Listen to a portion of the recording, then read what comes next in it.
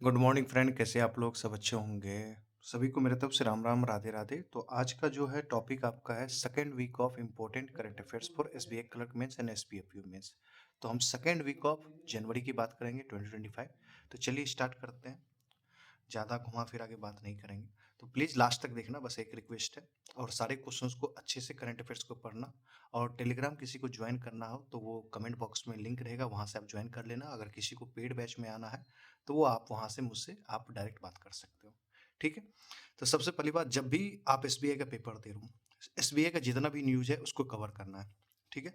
State Bank of India launched Har Ghar Lakhpati RD scheme and SBI patrons FD scheme. बस आपको याद रखना है कि एसबीआई ने Har Ghar Lakhpati recurring deposit scheme launch किया and SBI patrons fix deposit scheme launch किया। अब आइए, हर घर लखपति आरडी स्कीम क्या है? It is a pre calculated recurring deposit scheme design to enable customer to accumulate 1 lakh rupee और मल्टीपल देयर, मतलब minimum to 1 lakh और इसके मल्टीपल में होना चाहिए। टेन्योर कितना है हर Ghar Lakhpati recurring deposit scheme का? 1 ईयर है, मैक्सिमम 10 ईयर है। ठीक है। अब ये SBI patrons fix deposit scheme किसके लिए है? It is FD scheme designed specifically to cater the need of senior citizen who are 80 years and above. Senior citizen का एज याद रखिएगा। Senior citizen, super senior citizen बोलते हैं जिनकी as 80 है या उनसे अबव है। ठीक है, इतना याद रखिएगा। अब ये, अब सेबी, अब ये भी क्वेश्चन मैं बताऊंगा कैसे पूछ सकता है।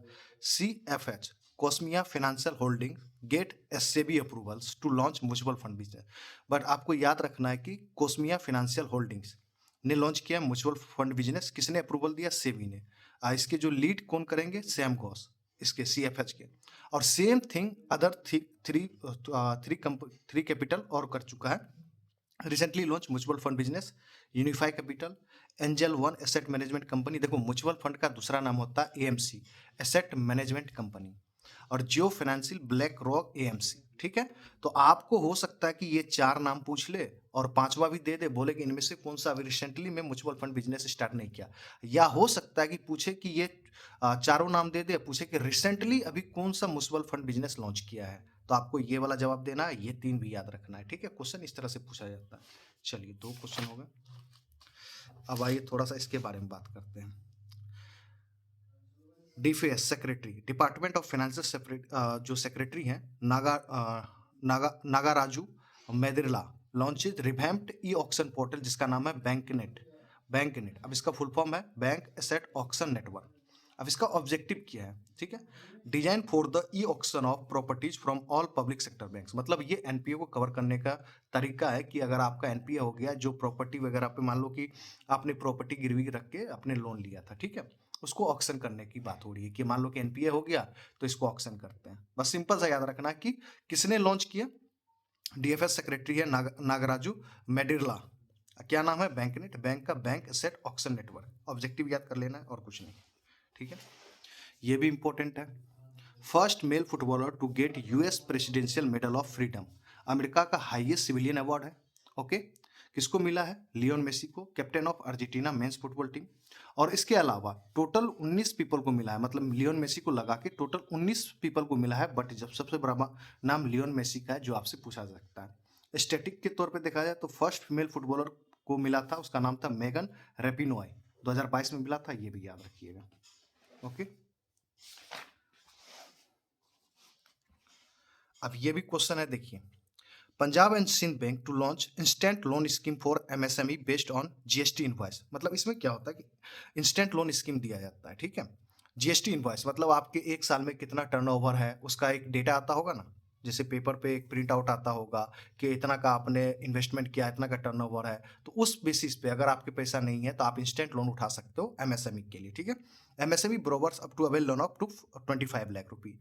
The bank has already introduced digital home and vehicle loan scheme under Punjab and Sind bank e अपना घर and Punjab and Sind bank e अपना वाहन विद इन 15 मिनट। ये जो इंस्टेंट लोन है ये 15 मिनट के अंदर आपको लोन मिलेगा। ठीक है। सेम स्कीम लॉन्च किया था आपको bank of Baroda, Baroda Mahila Swavalamban and Baroda smart OD overdraft facility. और एसबीआई भी एमएसएमई सर्च के नाम से लॉन्च किया था। याद आया आपको? तो ये भी याद रखिएगा। ठीक है। अब आइए एक जीडीपी अपडेट के बारे में बात करते हैं। नोमुरा एक जापान की कंपनी है, फोरकास्ट किया है इंडिया जीडीपी डाउन मतलब कम होगा टू 6% इन फाइनेंशियल 2024-25। मतलब अभी 2024-25 फाइनेंशियल ईयर की चल रहा है, उसकी बात हो रहा है कि 6%।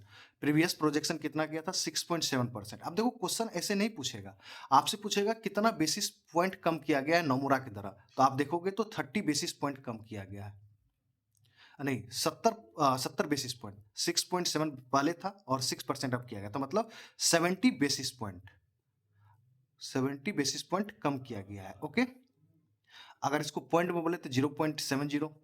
और फाइनेंशियल 2025-26 के लिए 5.9% किया गया, जो प्रीवियस था 6.8%। इसको आप घटा लीजिएगा, तो ये भी याद रखना है, इसको माइनस करके भी याद रखना है कितना बेसिस पॉइंट। ठीक है, ये याद रखिएगा। ठीक, अब आइए एक इंपॉर्टेंट, इंडिया प्लस इंडोनेशिया के बीच एक एग्रीमेंट हुआ है, क्या है वो पढ़ते हैं। The sign an MOU to non basmati white rice trade. ठीक है, duration 4 years and will be automatically extended for 4 years। मतलब अभी फिलहाल 4 years के लिए है, जब 4 years पूरे हो जाएंगे उसके आगे ऑटोमेटिकली एक्सटेंडेड हो जाएगा 4 years के लिए।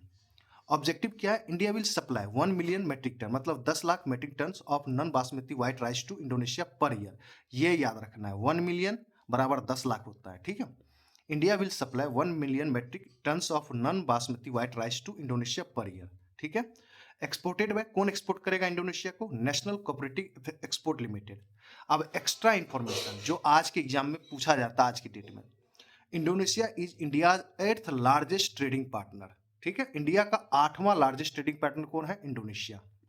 वाइल जबकि India is the second largest buyer of Indonesian coal and crude palm oil. ठीक है, मतलब इंपोर्ट के सेकेंड लार्जेस्ट बायर है Indonesian coal and crude oil. ठीक है, इंडिया मतलब इंडोनेशिया से खरीदता है ये चीज, बट इंडिया का 8वां लार्जेस्ट ट्रेडिंग पार्टनर कौन है? इंडोनेशिया, ये याद रखिएगा।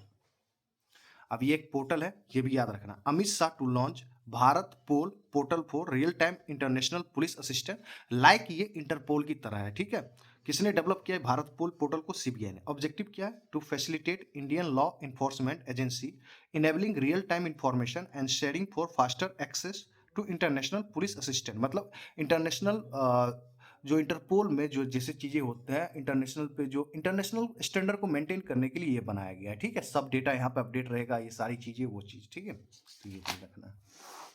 अब एक स्कीम है, इसको भी पढ़ना बहुत जरूरी है। देखिए, PLI स्कीम। ठीक है, ये है प्रोटेक्शन लिंक इंसेंटिव स्कीम। ठीक है, launch by union steel and heavy industry minister, कौन है? HD कुमार स्वामी है। PLI स्कीम 1.1 याद रखना है, मैंने बोला ना स्कीम है। और किसके लिए लाया है? स्पेशलिटी स्टील के लिए। ये नाम है, ये नाम रखना, स्पेशलिटी स्टील। पीरियड कितना? फाइनेंशियल ईयर 2025-26 टू फाइनेंशियल 2029-30, मतलब 5 years के लिए। Launch at Vigyan Bhawan in New Delhi. Okay, objective क्या है? To increase domestic protection of specialty steel and lower imports by drawing in capital invest. क्योंकि जिससे क्या होगा कि हम स्पेशलिटी स्टील जब हम खुद से डेवलप करेंगे, इंडिजिनियस डेवलप करेंगे, तो दूसरे देश से हम कम मंगाना पड़ेगा, उसी चीज की बात हो रहा है। PLI इसीलिए लॉन्च किया गया था कि हम इंडिजिनियसली डेवलप करेंगे, दूसरे देश पे डिपेंड नहीं रहेंगे। ठीक है, बजट एलोकेशन कितना है? 6,322 करोड़, इंग्लिश में 6,322 करोड़। ठीक है, covers 5 products category in line with the existing PLI scheme namely. अब ये भी याद रखना पड़ेगा, ये जो स्पेशलिटी स्टील है उसके अंदर 5 चीजें आती हैं। कोटेड एंड या plated steel products, high strength wear resistance, specialty rails, alloy steel and steel wires, electrical steels. ठीक है, बस। अब एक असिस्टेंट है गवर्नमेंट ऑफ इंडिया की तरफ से, government of India announces $5 lakh relief assistant to Vanuatu. Vanuatu और पैसिफिक आइलैंड नेशन है ये। ठीक है, अर्थक्वेक आया था यहाँ पे 7.4 मैग्नीट्यूड के कारण, तो सरकार यहाँ पे, हमारी सरकार जो इंडिया की सरकार है वो हेल्प कर रही है $5 लाख का। बनाओ ताओ कितना हो जाएगा? $5 लाख कन्वर्ट करेंगे 4.3 करोड़ रुपए। कैपिटल क्या है इसका? बनाताओ का पोर्ट बिला, करेंसी वाटू है। ठीक है, ये याद रखना। चलिए, अब कुछ अपॉइंटमेंट है, देखो SBI क्लर्क में अपॉइंटेज आएंगे, आपको याद करना पड़ेगा। Bahadur Singh Sagoo elected as new president of athletic federation of India. ठीक है, कौन बने हैं president of athletic federation of India? Bahadur Singh Sagoo. अब ये कौन है? एशियन गोल्ड मेडलिस्ट है इन शॉर्ट पुटर, मतलब ये किस चीज से रिलेटेड है? शॉर्ट पुटर, ऐसे वाला फेंकते हैं ना, ऐसे करके गोला पकड़ के ऐसे फेंकते हैं, शॉर्ट पुटर। एंड पद्मश्री इसको मिला था 2016 में, मतलब पद्मश्री अवार्डी भी है। पद्मश्री 2006 में मिला था। और ये शॉट पुटर कितना फेंका था? 19.03 meters of 2002 Busan Asian games में। ठीक है, ये भी याद रखिएगा।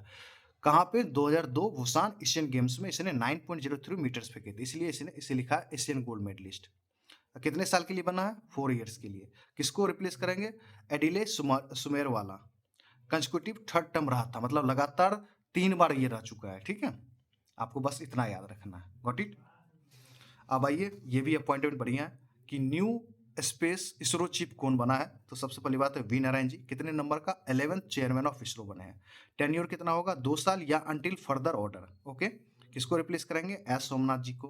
प्रीवियस रोल क्या था वी नारायण जी का? जो पहले काम कर रहे थे वो थे director of liquid population system centre, LPSC का। ओके, बस।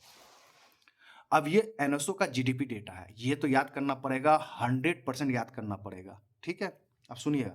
India GDP growth projected at 6.4% for financial year 2024-25 by NSO, national statistical office.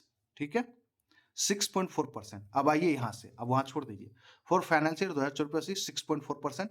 For financial 2024 में कितना था? 8.2%। एग्रीकल्चरल ग्रोथ कितना रहेगा? 3.8% इन फाइनेंशियल 2024-25, अप फ्रॉम 1.4% इन 2023-24, मतलब इससे बढ़ के रहेगा। ठीक है, कंस्ट्रक्शन ग्रोथ 8.6% फॉर फाइनेंशियल 2024-25, ज्यादा रहेगा यहाँ पे। फाइनेंशियल सर्विसेज में 7.3% फॉर फाइनेंशियल 2024-25। प्राइवेट कंजप्शन में 7.3% फॉर फाइनेंशियल 2024-25। आपको ये वाला पॉइंट याद रखना है। पूरे साल में कितने रहेगा? ये सेक्टर वाइज है, ये सेक्टर वाइज भी याद कर लेना आप लोग। ठीक है, अब ये नाड़ी, नाड़ी लिखा हुआ है, जो नाड़ी होता है नस, जो आप कलाई पे होता है, ये वाला जो यहाँ पे ये जो नस दिखता है ना, Nadi Tarangini, India's first ayurvedic diagnostic device approved by CDSCO, central drug standard control organisation. कितना कॉस्ट आएगा अगर इसको कोई लेता है, खरीदता है? 55,000 रुपए का एक पीस आएगा। Developed by Atreya innovation, Pune based company है। अब ये क्या ऑफर कर रहा है? By offering precise health insight through pulse examination, मतलब पल्स को छू के आपकी सिचुएशन को बता सकता है क्या सिचुएशन है। Concept by JB Joshi and Aniruddha Joshi, मतलब इसको बनाया कौन था? कंसेप्ट कौन दिया था, मतलब कंसेप्ट कौन किया था। ठीक है, ये याद रखना है। अब आइए, ये भी है, ब्रिक्स मेंबर की बात करेंगे। Indonesia joins BRICS as 10th full member, chaired for 2025 Brazil, मतलब ब्रिक्स का जो ब्रिक्स का मीटिंग कहाँ हो रहा है अभी? जो ब्रिक्स का आप कह सकते हैं कि कौन सी कंट्री इसको होस्ट कर रहा है, तो ये ब्राजील कर रहा है 2025 का। ठीक है, और कौन अभी रिसेंटली में वहीं पे हुआ है कि 10th फुल मेंबर बन गया? इंडोनेशिया। और एक और याद रखिए, world 4th most population nation है। जैसे फर्स्ट पे चाइना है, सेकंड पे इंडिया है, थर्ड पे मैं भूल रहा हूँ कौन है, फोर्थ पे ये है। ब्राजील थीम क्या है 2025 में जो हो रहा है ब्रिक्स? इसका थीम है enhancing global south cooperation for a more inclusive and sustainable governance. In 2024 brick expanded by adding 4 new members, ये 5वां न्यू मेंबर था। पहले 4 मेंबर ऑलरेडी बना हुआ है, इजिप्ट, इथोपिया, ईरान, यूएई। अब ये जो बना है इंडोनेशिया, ये रिसेंट बना है, तो ये 5th हो गया नया। चेयर्ड बाय रसिया कर रहा है। ब्रिक्स में, ब्रिक्स को स्टेब्लिश किया था 2006। हेडक्वार्टर कहाँ है? संघाई। नौ टोटल मेंबर 10 है। ओल्ड कितना है? Brazil, Russia, India, China, south Africa. नया कौन है? नया ऊपर देख लो, मैंने लिखा हुआ है इजिप्ट, इथोपिया, ईरान, यूएई और रिसेंटली इंडोनेशिया। तो मैं देखो ऐसे भी लिख देता हूँ कभी कभी, न्यू ऊपर देख लो। ठीक है, अब आइए, ये क्वेश्चन आपसे पूछ सकता है। RBI announces names of winner of third edition of global hackathon Harbinger, ये जून और जुलाई में हुआ था। थर्ड हार्विंजर नाम से थर्ड एडिशन था ग्लोबल हैकाथन का। ठीक है, 2 थीम्स थे इसके, zero financial frauds and being दिव्यांग फ्रेंडली। ये क्वेश्चन तो पूछ चुका है आरआरबी पीओ या आरआरबी असिस्टेंट पे। ठीक है, अब इसका ना अवार्ड हो गया, मतलब विनर चुन लिया गया है। 534 proposal office, 39 from outside of India, मतलब 534 प्रपोजल आए थे, मतलब इस खेल में, मतलब ग्लोबल हैकाथन में। और 39 फ्रॉम आउटसाइड ऑफ इंडिया थे, मतलब फॉरेनर थे। 5 विनर को सिलेक्ट किया गया है। Has been announced for solving a set of problem statement. अब आइए, क्या क्या नाम है वो 5 विनर का। एफएल टेक्नोलॉजी प्राइवेट लिमिटेड को किस लिए मिला है? वन रडार के लिए। Zords technology private token based transaction के लिए। ये वाला याद रखिएगा, ये नहीं भी याद रखिएगा तो कोई इशू नहीं है। क्या क्या था? इफीपी एंड नैपिड टेक्नोलॉजी प्राइवेट लिमिटेड, मूल बैंक अकाउंट या पेमेंट वॉलेट। चौथा H vision technology private limited या रुपए Darshini private limited, visually impaired people can accurately identify bank notes, इस पे काम हुआ है। बिस एस्ट for best all women team को, ये वाला याद रखिएगा, बेस्ट एस्ट को ऑल वोमेन टीम के लिए, ठीक है। और देखिए winner, winner across each problem statement 40 lakh रुपए दिया जाएगा, ठीक है। बेस्ट ऑल वोमेन टीम मतलब बिसेट को कितना रुपए मिला, 20 लाख रुपए, ठीक है। ऊपर के 4 के लिए 40 लाख इंडिविजुअल मिल रहा है, और जो 5वां पॉइंट के लिए है ऑल वोमेन टीम के लिए उसको 20 लाख रुपए मिल रहा है, ये याद रखना है, ये वाला याद रखना है, और ये थीम याद रखना है, ठीक है। थर्ड एडिशन है, ठीक है, ये हो गया। अब आइए थोड़ा सा आरबीआई सर्कुलर है, लंबा चौड़ा है, थोड़ा सा इसको समझेंगे। RBI reserve bank of India maintains the FRSB interest rate at 8.05 from January 1 to June 30, 2005। मतलब ये 6 महीना के लिए। FRSB का फुल फॉर्म जान लो पहले, फ्लोटिंग रेटिंग सेविंग बॉन्ड। ये फ्लोटिंग मतलब होता है ये फ्लोट किया जाता है, ये फिक्स नहीं होता है, इसीलिए ये जो पहले 6 महीना है ना, 1 जनवरी से लेकर 30 जून तक 6 महीना तक ये फिक्स्ड है, उसके बाद ये फिर चेंज हो जाएगा, ठीक है। तो इसका अभी FRSB इंटरेस्ट रेट कितना है, 8.05। आपको बस ये रखना है, FRCB का फुल फॉर्म रखना है, कौन इशू करता है, ये कब से इशू किया गया, आरबीआई इशू किया था 2020 से ये स्टार्टेड है, ठीक है। अब देखिए क्या क्या कंप्रोमाइज है। It will comprise the national saving certificate NSC rate of 7.70% ये चल रहा है, एंड एडिशनल स्प्रेड ऑफ 0.3%। मतलब इसका कहने का मतलब ये है, सिंपल सा समझिएगा कि जो नेशनल सेविंग सर्टिफिकेट है ना, रेट जो होता है जो 7.70, इससे हमेशा 0.35% हमेशा ज्यादा रहेगा। आप जोड़ो 7.70, इसको 0.350, देखो 8.0, ये फिक्स है। ये आरबीआई ने फिक्स रखा है कि नेशनल सेविंग सर्टिफिकेट से हमेशा ये 0.35% ज्यादा रहेगा, ठीक है। मींस इसका मतलब क्या होगा, देखो मैंने हिंदी में लिख दिया, एफआरएसबी पर आपको एनएससी से 0.35% ज्यादा इंटरेस्ट मिलेगा ऑलवेज, ये फिक्स है। अब देखो interest earn on RBS FRSB is taxable, taxable है। आप टैक्सेबल है तो यहाँ पे क्या लिखा हुआ है, tax deducted at source TDS applies for annual interest exceed 10,000। अगर आपका एनुअल इंटरेस्ट 10,000 रुपए से ऊपर जाता है तब आपका TDS कटेगा, ठीक है। आप कितना, आप एफआरएसबी में कितना आप मिनिमम इन्वेस्टमेंट कर सकते हो, मिनिमम 1,000 रुपए और मल्टीपल ऑफ 1,000 रुपए, maximum limit no upper limit है। The bond can not be pledge or collateral for loans. आप इस बॉन्ड को प्लेज नहीं रख सकते हो, मतलब इस पे आपको कोलेटरल फ्री लोन नहीं मिलेगा, मतलब कि उस जो आपको जो बॉन्ड मिला है आपको उस पे सोच रहे हैं कि लोन मिल जाएगा, वो सब कुछ नहीं मिलने वाला है, ठीक है। कि कोलेटरल रख ले या प्लेज रख के लोन ले ले, नहीं, ये सब कुछ नहीं होने वाला, ठीक है। अब लॉक इन पीरियड 7 ईयर के लिए है, ये याद रखिएगा। डच नॉट अर्ली विड्रॉल, मतलब 7 ईयर से पहले आप विड्रॉल नहीं कर सकते हैं।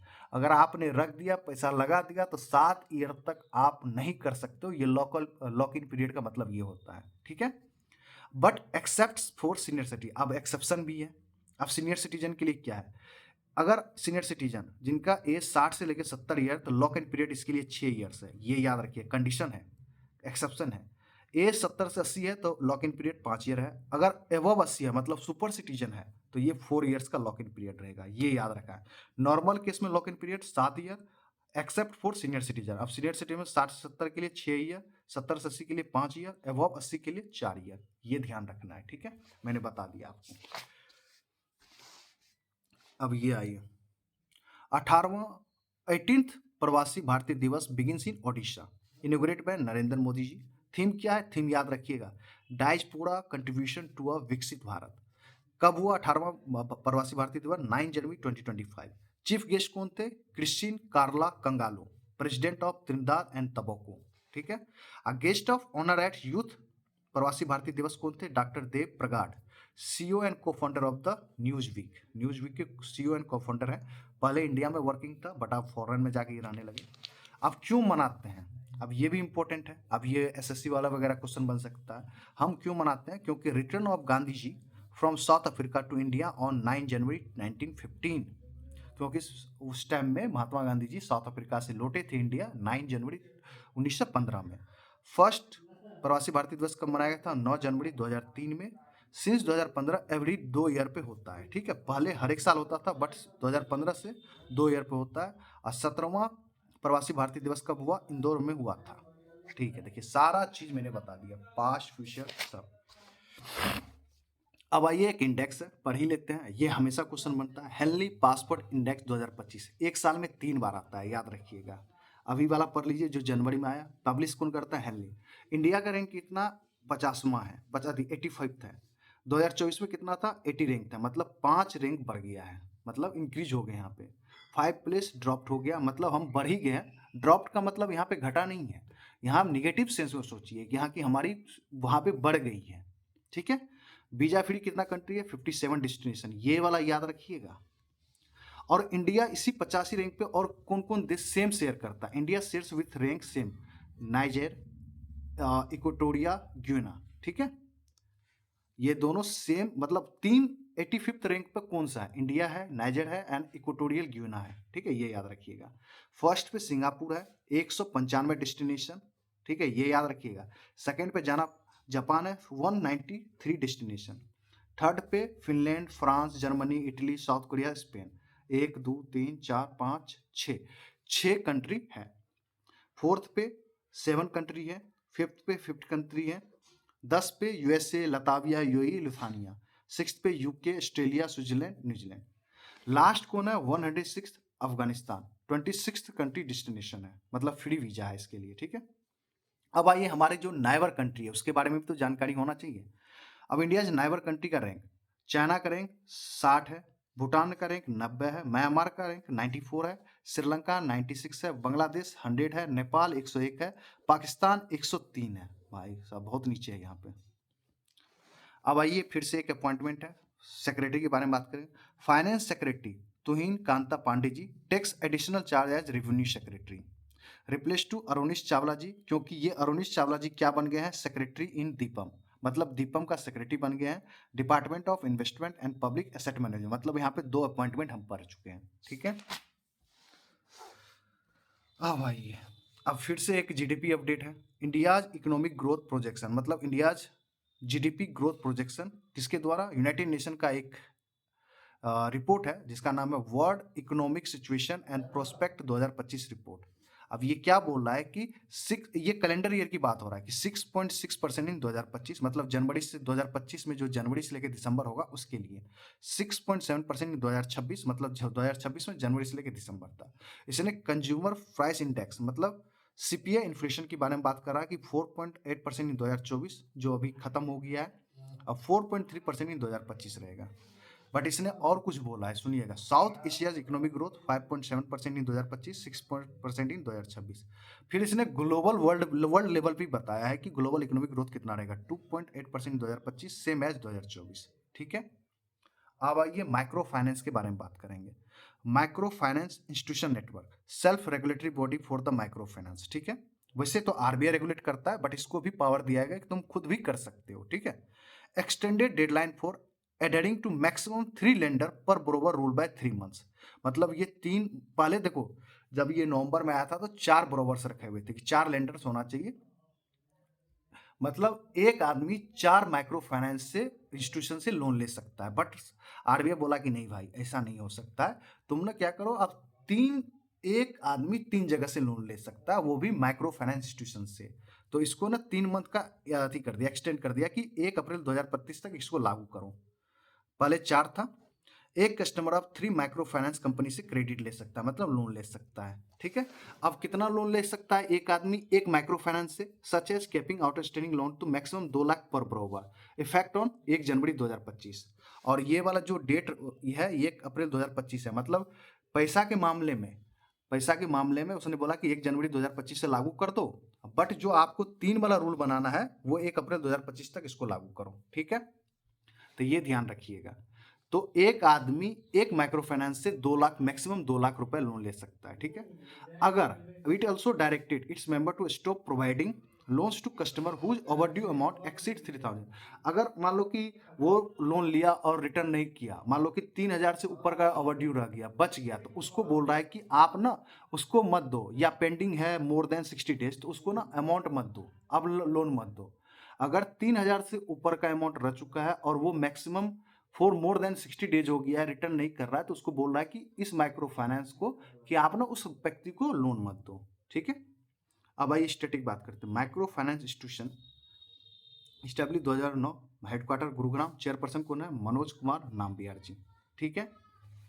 अब देखो एसबीआई का न्यूज है, याद रखना है। SBI lowers India GDP growth forecast to 6.3% in financial 2024, आपको याद रखना है कि 6.3% कर दिया है, ठीक है। ओके। अब ये एक फाउंडेशन डे है। Bureau of Indian standard celebrate 78th foundation day कब मनाया? 6 जनवरी 2025। स्टैब्लिश कब हुआ था? 6 जनवरी 1947। कौन सा फाउंडेशन था? 78th फाउंडेशन डे था, आपको ये याद रखना है। बिफोर नेम क्या था? Indian standards institution. Name change कब हुआ था? Bureau of Indian standard act 1986 के कारण इसका नाम ब्यूरो ऑफ इंडियन स्टैंडर्ड हुआ। पहले इसका नाम था इंडियन स्टैंडर्ड इंस्टीट्यूशन। ठीक है। डायरेक्टर जनरल कौन है? प्रमोद कुमार तिवारी जी है। हेडक्वार्टर कहाँ है? दिल्ली है। और ये हमें लगता है ना कि 100% आने वाला क्वेश्चन है। Mo Farah to lead 20th Tata Mumbai marathon as international ambassador. इसको ना जो 20th टाटा मुंबई मैराथन होगा जहाँ पे 60,000 पार्टिसिपेट करेंगे, उसका ना ये इंटरनेशनल ब्रांड एम्बेसडर बनाया गया है। कौन है? मो फरा। अब ये कौन है? ब्रिटिश लॉन्ग डिस्टेंस रनर है। इसने क्या अचीव किया? इसने अचीव किया है 5,000 metre and 10,000 metre event across 2012 and 2016 Olympics win gold medal. मतलब 5,000 मीटर 2012 में, मतलब 2012 में दोनों, इसका जो अचीवमेंट है। देखो क्या होता है कि जब ओलंपिक्स में क्या होता है, दो रेस होता है, 5,000 का भी होता है, 10,000। इसने 5,000 और 10,000 दोनों में गोल्ड मेडल दिया, 2012 में भी और 2016 में भी। ये फर्स्ट मैन भी बना था, ये याद रखना। तो मो फारा कौन है? ब्रिटिश है ये।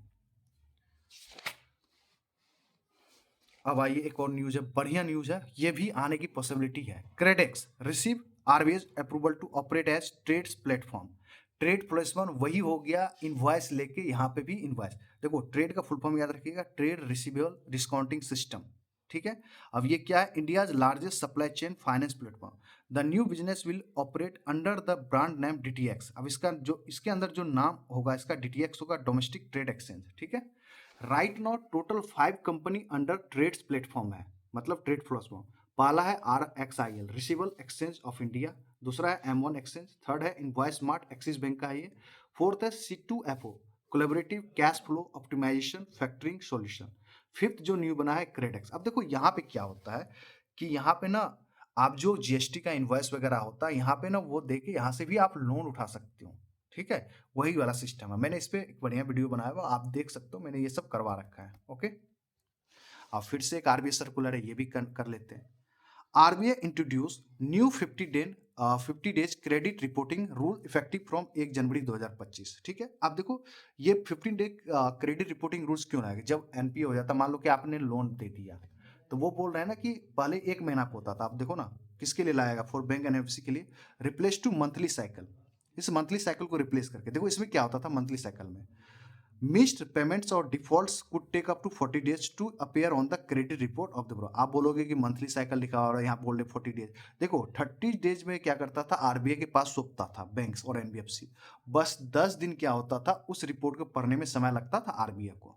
तो वही बोल रहा है कि इसको घटा के ना 15 डी क्रेडिट रिपोर्टिंग कर दो, कि आपने कितना लोन बांटा, कितना वापस आया है, वो सारी चीज मुझे मेरे पास करो। अब देखो यहाँ पे लिखा हुआ है, the new 15 day reporting cycle will ensure that consumers credit history are kept updated. जिससे क्या होगा कि जो कंज्यूमर ने लोन लिया उसका क्रेडिट हिस्ट्री ना अपडेट रहेगा, जिससे कि लोन की जो डिफॉल्ट होने की संभावना है वो कम होगा। ठीक है। अब ये एक वर्ल्ड बैंक का न्यूज है, ये भी इंपॉर्टेंट है।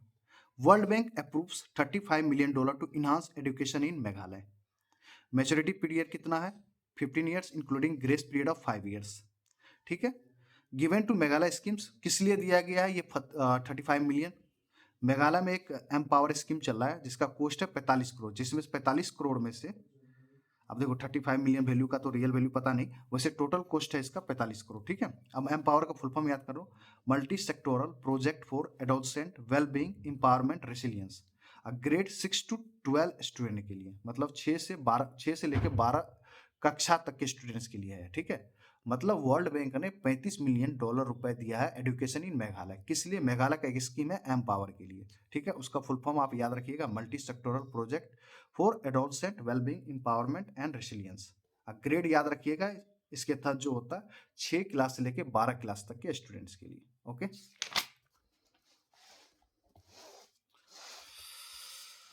देखो लंबा वीडियो तो 30 मिनट का हो गया, बट ये कर लेंगे। WEP women entrepreneurship platform launch किया, एम्पावर हर बीज सपनों की उड़ान, पूरा नाम है। ऑब्जेक्टिव क्या है?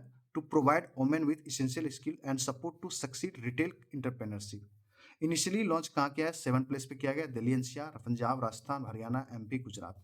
अब वोमेन एंटरप्रेन्योरशिप प्लेटफॉर्म किसके अंदर काम करती है? NITI Aayog and news shop के अंतर्गत। ठीक है, सिलेक्शन कितना का होगा? 50 वुमेन को सिलेक्ट किया जाएगा, एज बिटवीन 18 से लेकर 35 ईयर्स का। इसमें से 20 को रिवार्ड मिलेगा, इस 50 में से 20 को ही रिवार्ड दिया जाएगा। ठीक है, अब ये एक टनल है, ऐसे क्वेश्चन पूछा जाता है। PM to inaugurate Z Morh tunnel to boost Kashmir and Ladakh connectivity. Other name क्या है? सोनमार्ग टनल। अबाउट, अब इसके जेड मोर टनल के बारे में है। Located between Gagangir and Sonamarg in Ganderbal district Kashmir में है। लेंथ कितना है? 6.5 किलोमीटर, 2 लेन 6.5 है। ठीक है, dimension, main tunnel is 10.8 metre wide and with an escape tunnel is 7.5 metre. Escape tunnel पर हो गया कि एक्सीडेंट वगैरह होता तो वो वहां से दूसरे लाइन से होकर निकल सकते हैं। And ventilation is 8.3 metre. Cost कितना आया बनाने में? 2680 करोड़ रुपए। ठीक है, और ना फ्यूचर में इसको ना बढ़ा के ऐड किया जाएगा। कहाँ? The Z Morh tunnel will link to Zojila tunnel when completed will be Asia's longest tunnel. अगर वो कंप्लीटेड होता है, अगर उसके साथ जुड़ जाता है तो एशिया का लॉन्गेस्ट टनल हो जाएगा। ठीक है, चलिए खत्म हो गया, मैंने करवा दिया। अब जब नेक्स्ट आएगा 2-3 दिन के बाद बनाऊंगा तो वो 3rd वीक ऑफ जनवरी करेंगे। अगर आपको वीडियो कैसा लगा, मजा आया क्या नहीं, जो भी मैं करवा रहा हूँ ये very very important current affairs हैं। देखो करवाने के लिए तो बहुत कुछ है करवाने के लिए, बट मैं आपको वीडियो के थ्रू कुछ ऐसे क्वेश्चंस लेके आ रहा हूँ जहाँ पे डेटा बेस्ड है, आरबीआई सर्कुलर है, जीडीपी अपडेट है, स्कीम्स है, वो चीज़ मैं ऐड कर रहा हूँ जिससे कि आपको ना एक बूस्टअप मिल जाए रिवाइज के दौरान। ठीक है, तो वीडियो को देखा करो और कमेंट भी करा करो। अगर जितने लोग देखते हो, ऐसा देखो आप यूट्यूबर्स हो, आप मेरे से बड़े यूट्यूबर्स हो, तो आप भी कमेंट कर सकते हो, कोई इशू नहीं है। अगर पसंद आ रहा है तो कीजिए, कोई इशू नहीं है। थैंक यू वेरी मच, और आप लोग का बहुत प्यार है। जल्दी ही 10K हो जाएगा, और आप लोग ज़्यादा प्यार दिखाएंगे तो जल्दी ही क्या जनवरी के लास्ट तक या फरवरी के मिड तक 10K हो जाएगा, फिर आगे बढ़ेंगे हम लोग। आप ही लोग का तो प्यार है भाई, आप लोग करो। ठीक है, और टेलीग्राम पे आना भाई, अगर पेड पे किसी को आना है। हाँ एक चीज़ और, आज जो पेड वाले बच्चे हैं उनको आज आपको कुछ हट के पार्ट 3rd जनवरी मिल जाएगा, टेंशन मत लीजिए। ओके, मिलते हैं नेक्स्ट वीडियो में। Thank you very much.